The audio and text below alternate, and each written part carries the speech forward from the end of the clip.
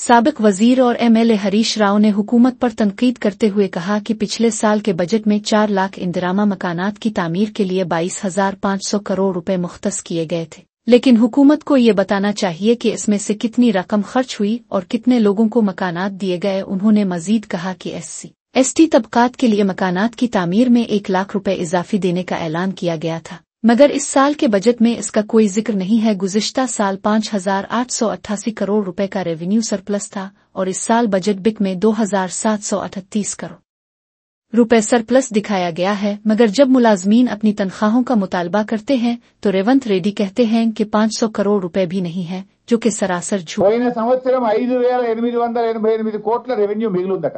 Budget మిగులు, revenue మిగులు. నేను చెప్తుంది కాదు, పుస్తకం.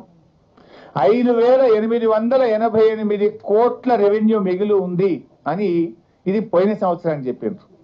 ఈ సంవత్సరం బడ్జెట్ లో ఏం చెప్తున్నారంటే 2,738 కోట్ల మిగులు బడ్జెట్ ఉంటుంది, రెవెన్యూ సర్ప్లస్ ఉంటుందని చెప్పి ఇందులో ఈ బడ్జెట్ పుస్తకంలో చెప్పారు. రేవంత్ రెడ్డి ఏమంటాడు, రాష్ట్రం దివాళా తీసింది, ఉద్యోగస్తులకు జీతాలు ఇవ్వండి, డిఏలు ఇవ్వండి, పెన్షన్ రిటైర్మెంట్ డబ్బులు ఇవ్వండి అంటే ఎక్కడ 500 కోట్లు కూడా లేవు, 500 కోట్ల క్యాపిటల్ ఎక్స్పెండిచర్ డబ్బు లేదు అని బయట ఉద్యోగస్తులు అడుగుతారేమో వాళ్ళకు చెప్తాడు.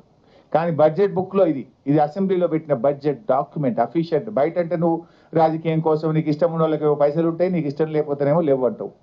ఇందులో ఏం చెప్తున్నారు, గత సంవత్సరం రెవెన్యూ మిగులు 5,888 కోట్లు, ఈ సంవత్సరం ప్రవేశపెట్టిన బడ్జెట్ లో రెవెన్యూ మిగులు 2,738 కోట్ల మిగులు ఉంటుంది అని మీరు పెట్టిన బడ్జెట్ లో నుంచే నేను మాట్లాడుతున్నాను.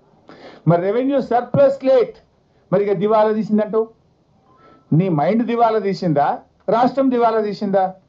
రాష్ట్రం దివాలా తీస్తే బుక్ లో ఉండాలి కదా, మీ ఆలోచన విధానం దివాలా తీసింది.